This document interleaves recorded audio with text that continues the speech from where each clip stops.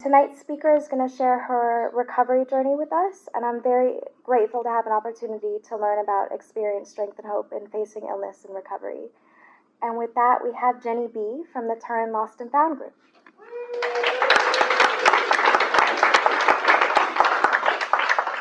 Hi everyone, my name is Jennie, and I am an alcoholic. Jennie. My sobriety date is April 7th, 2022. I am a member of the Turin Lost and Found group. I have a sponsor who has a sponsor who has a sponsor.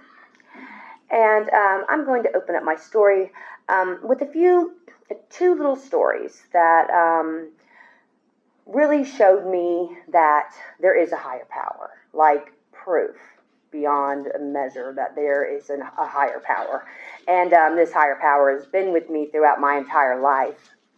So when I was a young kid, we had a guinea pig his name was Claus, because he had really big claws. And so we used to let him run around our room, and our dog got a hold of him. Okay, broke his back, killed the guinea pig.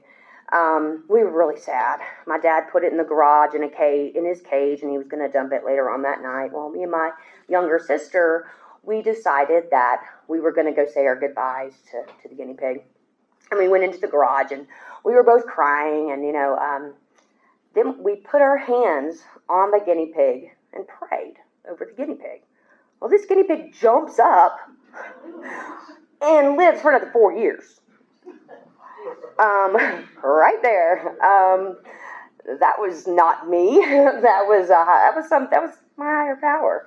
I was young, I was in first grade, so I had that experience from a very young age.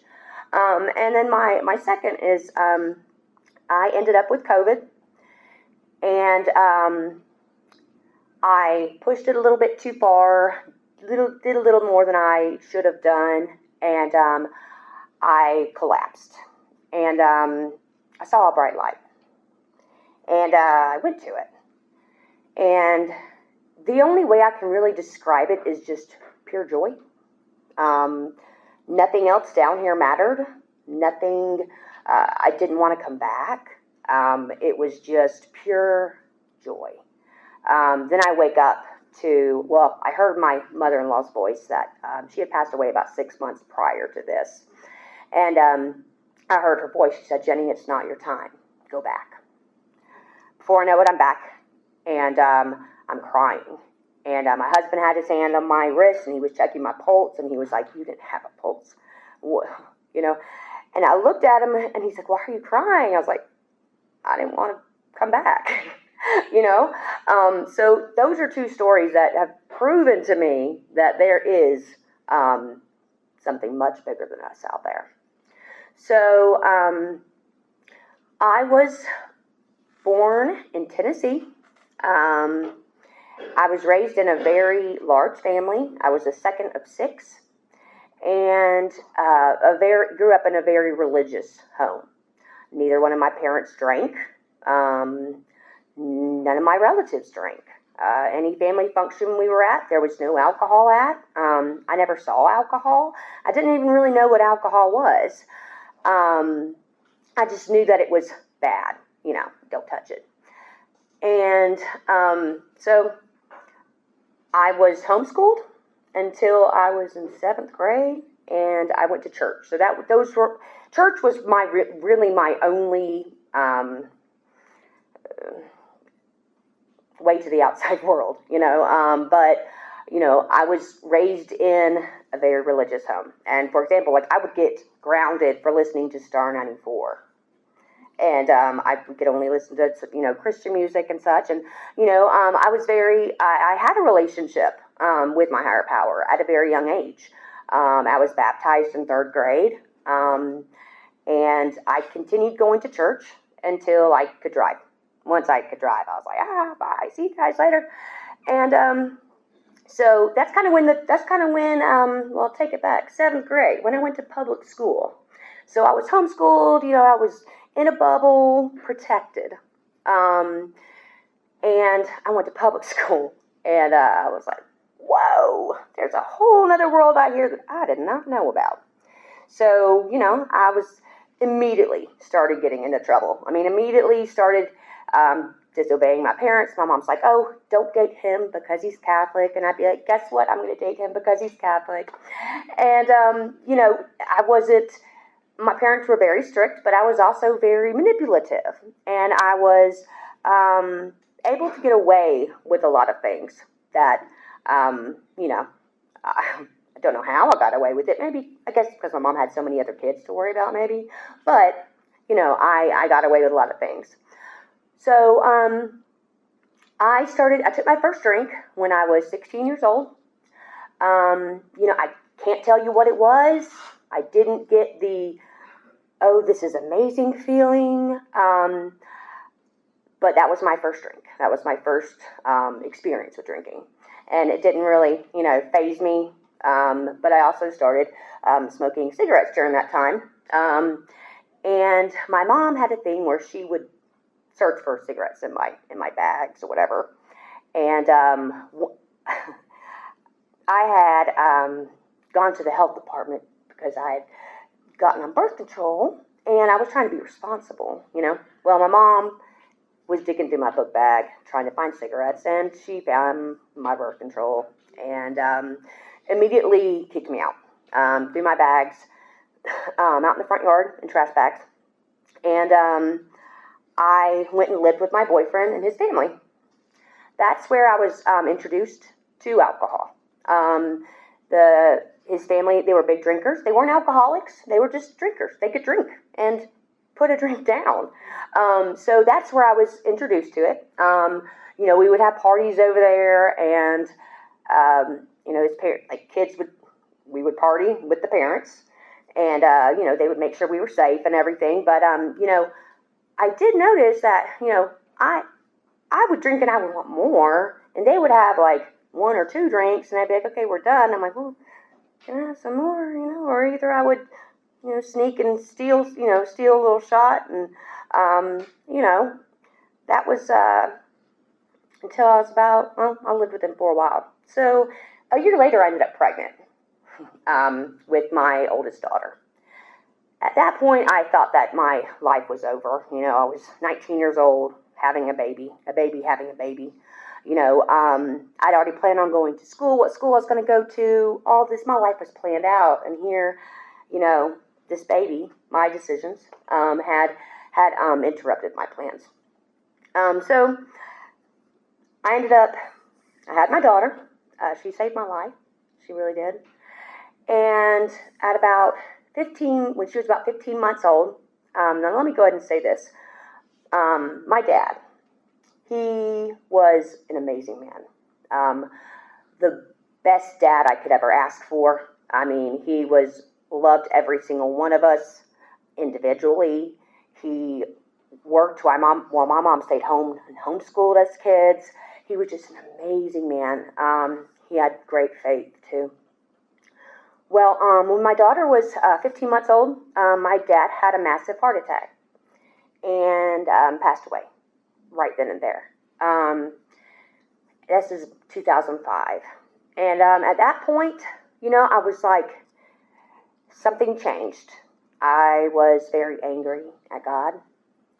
And I was very angry because I was like, why would you take someone away from my mom, and they have been Christians. They've lived this amazing, godly life. And then he's gone, and I was very mad about that. So, and on top of that,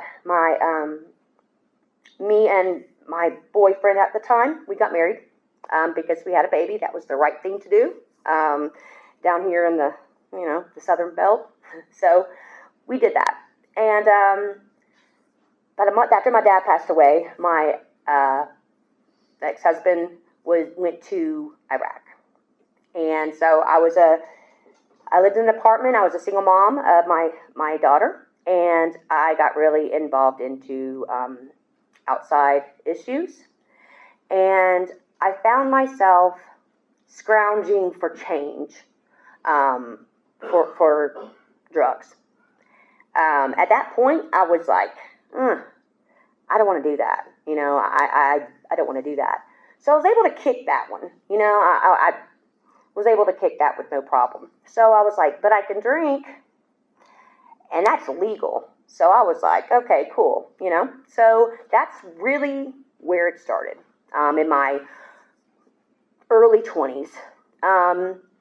So I would, started out just drinking, I try to look back and be honest with myself. I never drank like a normal person, ever. So I continued to drink, and my ex-husband came back from Iraq, and he was a different person. I was a different person, and so we struggled. You know, we were both big drinkers, so he didn't see anything wrong with my drinking, but I had changed. And anyway, so we were struggling. We decided to have another baby to fix the problem.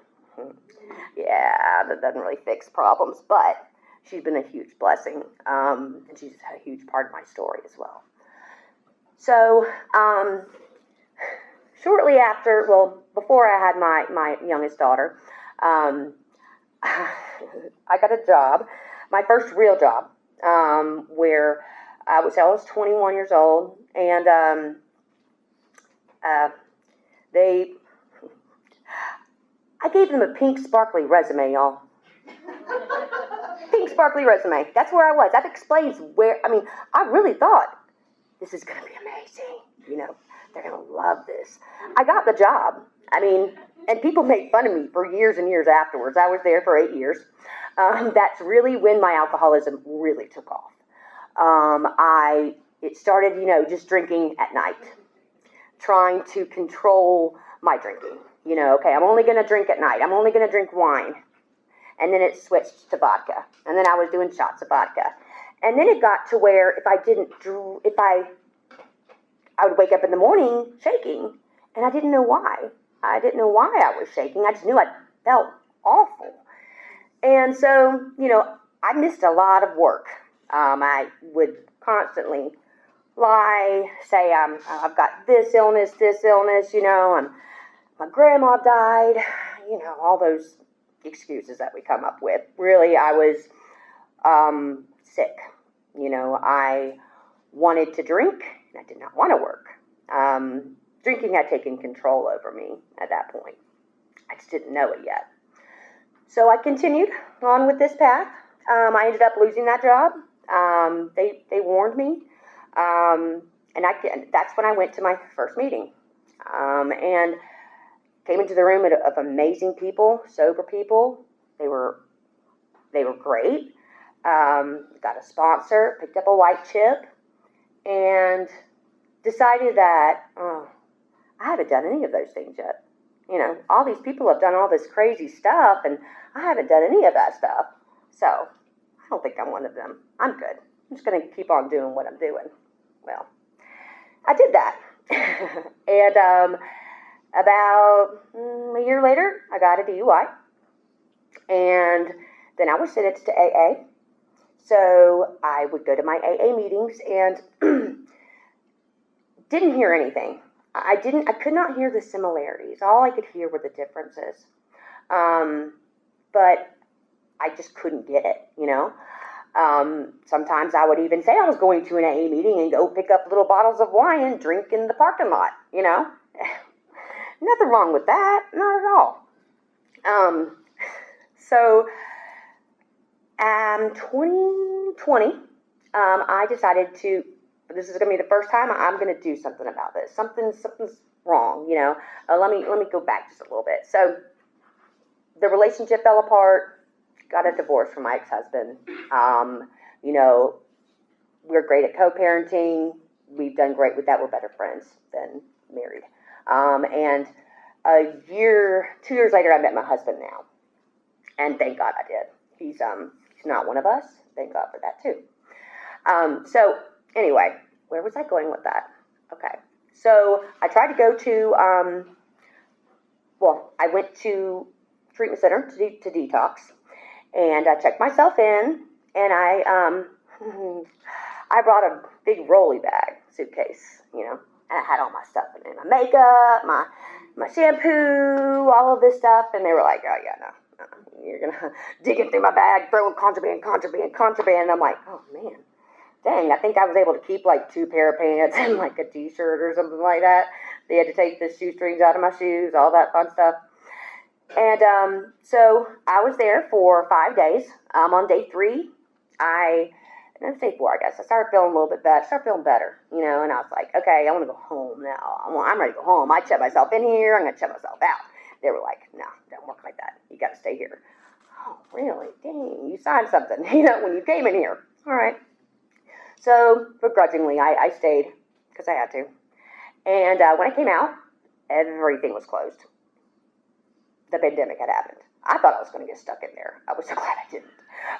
But everything was closed, and I had promised myself that I was going to go to AA after that time. But the alcoholism, my disease, told me otherwise. I looked up AA meetings around me, this, that, and the other, closed. Zoom meeting. I'm like, I'm not doing any of that. This is just, no, I'm not doing that. So I didn't. I stayed sober for maybe 4 months or so. And then I said, I can have a glass of wine. It always started with that darn glass of wine. Always, but I didn't know. I didn't know that I couldn't have just one glass of wine. Because I didn't listen to anything that I'd heard in the rooms before. So that one glass of wine turned into a bottle of wine, turned into 2 bottles, and then there I go back to my vodka again. I like the flavored vodka, so I could just do straight shots. And at that point, my daughters were older. One was in high school, the other one was in middle school. My oldest daughter ended up moving in with her dad because she couldn't live with me the way I was behaving. I'd lied to her many times because I would say, oh, I'm going to be sober. I'm going to stay sober. And then I would relapse. I ended up going to rehab twice more. So what brought me here, though, each time I went to treatment or rehab, I thought I'd hit my bottom. I really did. But in all reality, the last time, my last drunk, April 6th, 2022, was my bottom. It had all started with me going on a girls' weekend trip with a good friend and her daughter and my 15-year-old daughter. And she didn't know that I'd relapsed.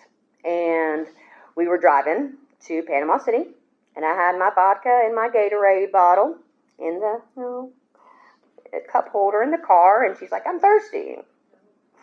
Okay, well, and I was like, don't drink. And before I could even say, don't, she had it. She was gulping it. She said, this is good. Well, she kept on and continued, and I let her.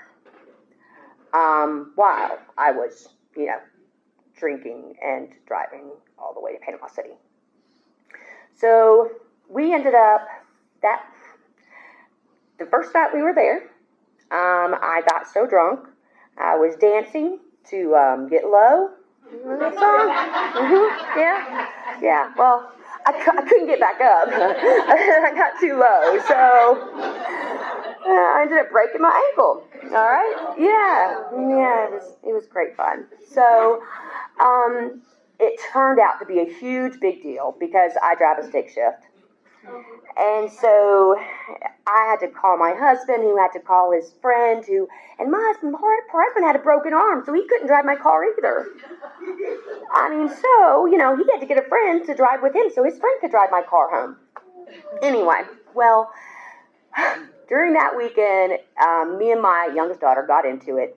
She had snuck alcohol from the house we were staying at, and we got into a huge heated argument. And I was so drunk I really don't even remember, to be honest with you, but I know it was bad. And so husband came picked us up, and 2 days later, right when we got home, my youngest daughter went to her dad's, And, I was like, don't tell anybody about this. First of all, if it don't ever tells a kid, don't tell anybody about this, there's something wrong with that picture right there, But she did. I'm glad she did. She told her stepmom, and she told her older sister. And her older sister, my oldest daughter, Mackenzie, called me and said, "I'm done with you. I'm done. I don't want to see you. You're not invited to my graduation. I never want to see you again. I want nothing to do with you." My youngest daughter was just, "I can't believe you would let me do that." At that point, I'd lost both my daughters. My husband was extremely mad at me because of the extra work he had to do. My family was mad at me. Everybody, I felt like I had lost everything. And so in my mind, I was thinking, well, I'll be better. People would be better off without me. I'm just gonna end my own life. And so I decided to OD, and something inside of me said to call my sister. She lives in Virginia. And I called her and I told her what I had done. Now, thinking like, well, she's in Virginia, she can't call the cops on me because you can't call, my thinking was completely skewed. But anyway, she ended up calling my brother, who lives in our county, and he called 911. But something happened, and I'd reached a point where I literally fell on my knees. I decided I didn't want to die anymore. And I fell on my knees, and I just cried out, "God, please help me," with tears rolling down my face. And at that moment, something changed. The obsession was lifted. I was able to go to treatment center, to treatment, and with a clear head for the first time. And I made a group of friends in this treatment center. And I was like, this is what I need. I need other people who are like me. I need other people that are like me. So when I got out of that rehab facility, first day, I went to a meeting.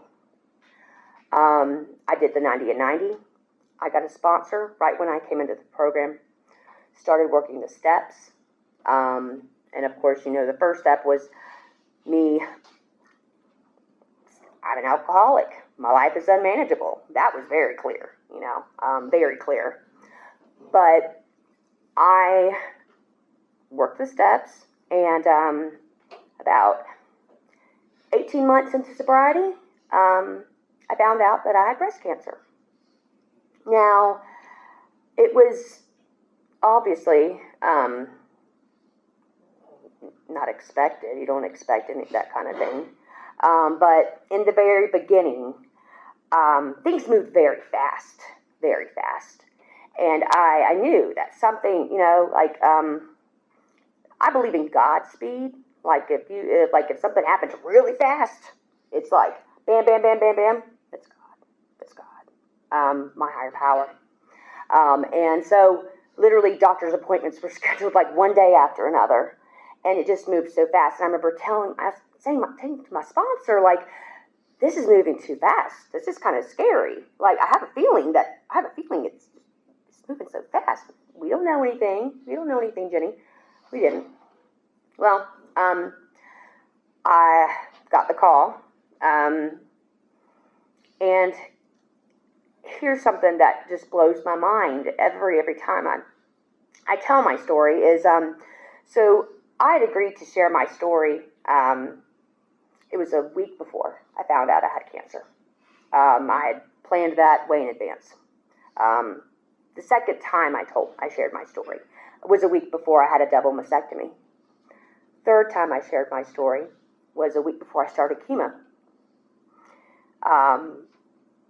And then this time, well, I told my story recently, and I just finished chemo.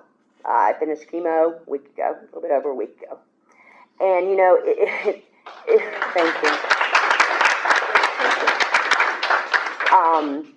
But Being diagnosed with cancer was not a death sentence for me. My higher power and my group of ladies from Turin, Lost and Found, I mean, the support, the love, I don't know what I would have done without them. I had literally meals for 3 weeks straight at my door. I had a personal relationship with my higher power that I could cry out to him and call to him when there was no one else there, when all I had was my higher power. And he was my strength. And only through him did I make it through this. And, it was not easy. It was rough. I still have a little bit to go. But, only through this program, I don't have to drink. Not even one thought of drinking crossed my mind throughout this whole journey, throughout the whole cancer journey. And, I'm just so glad that I stayed. And I know that my story will help other people. So, if you're here, if you're new, if you're struggling, just keep coming back, because this program does work, and we're miracles. And just live one day at a time, because that's all we've got. And that's my story.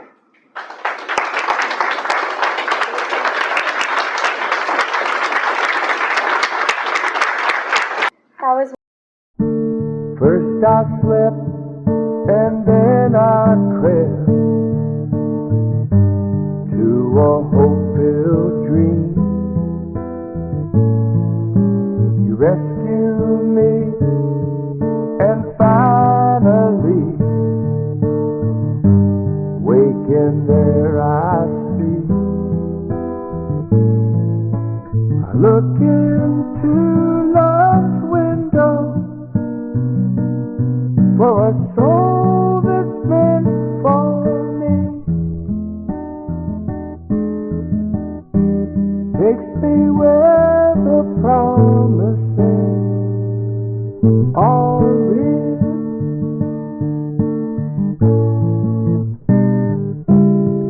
Sometimes quickly, sometimes slow,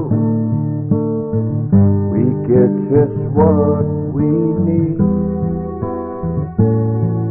On a broad highway, stride for stride, we walk eternally. I look into love's window for a heart that beats for me. Takes me where the promises are real.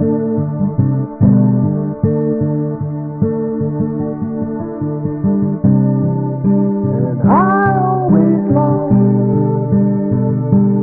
for something